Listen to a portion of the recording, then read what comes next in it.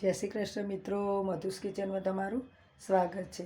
તો મિત્રો, આજે હું તમારા માટે મમરાની ચીકીની રેસીપી લાવી છું। તો ચાલો આપણે મમરાની ચીકી બનાવીએ। તો તેના માટે મેં એક બાઉલ ગોળ લીધો છે અને 3 બાઉલ મમરા લીધા છે। મમરાને મેં શેકી લીધા છે, જો તમે જોઈ શકો સરસ શેકાઈ ગયા છે। હવે ઠંડા પણ થઈ ગયા। તો ચાલો ચીકી બનાવવાનું શરૂ કરીએ। તો આપણે પહેલાં ઘી એડ કરીશું।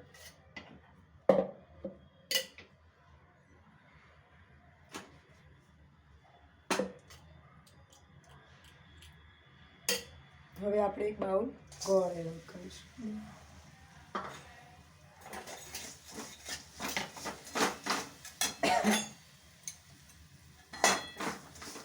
મિત્રો, ઘણી બહેનો એકલા હોય છે, એકલા હાથે કામ કરવાનું હોય અને જો આપણે આ રીતે તલના લાડવા કે મમરાના લાડવા બનાવતા હોય અને એકલા હોય તો તમે આ રીતે ચીકી પણ બનાવી શકો છો મમરાની।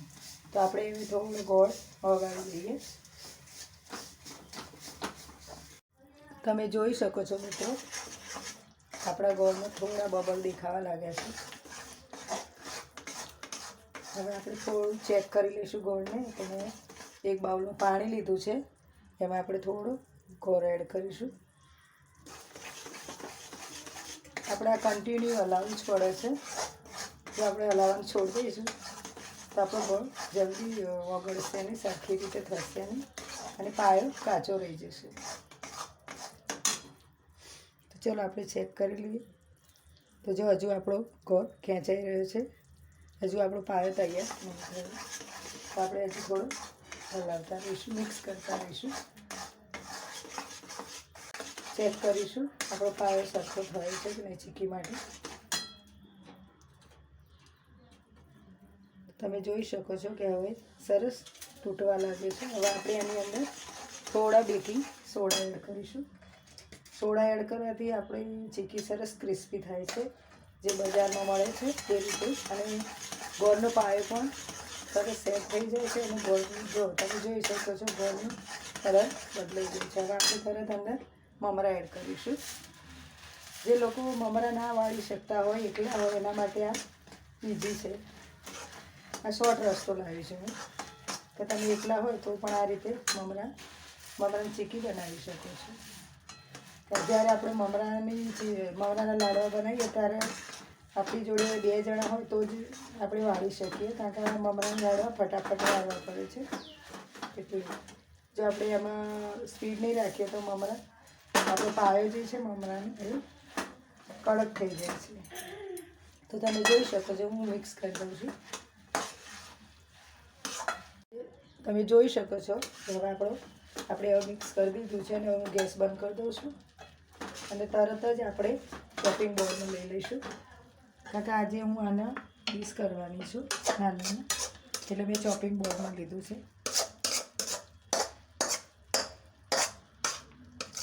તમે જોઈ શકો છો મિત્રો, હવે મેં થોડું સરખું કરી દીધું। હવે આપણે એને વણી લઈશું ફટાફટ। વણવામાં તમારે થોડી સ્પીડ રાખવાની છે।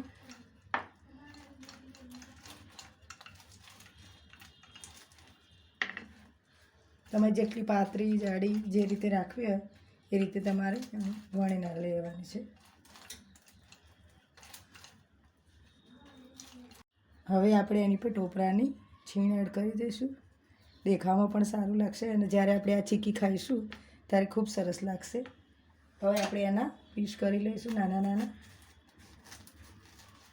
આ ગરમને ગરમ જ તમારે આના પીસ કરી લેવાના છે, ને કે જો તમે ઠંડી થવા દેશો તો કડક પાયો થઈ જશે અને એના સરખા પીસ નહીં પડે।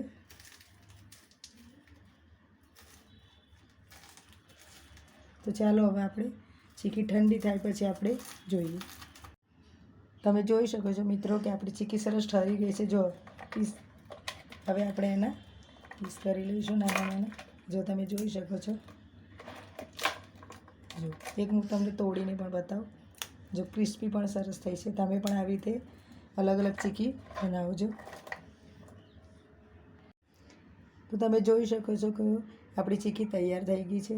તો મિત્રો, આપણે ઉત્તરાયણ નિમિત્તની હું જે ચીકી લાવી હતી, ઉત્તરાયણ સ્પેશિયલ ચીકીની સિરીઝ લાવી હતી, તે આજે હું પૂરી કરું છું અને તમે પણ આ રીતે મેં જે ચીકી બનાવી છે ઘરે બનાવતા રહેજો. અને ઉત્તરાયણ નજીક આવે છે તે તમને હું મારા તરફથી અને મારા ફેમિલી તરફથી ઉત્તરાયણની ખૂબ ખૂબ શુભેચ્છા પાઠવું છું. તમે પણ ખૂબ ઉત્તરાયણમાં એન્જોય કરજો અને આ રીતે ચીકી બનાવજો.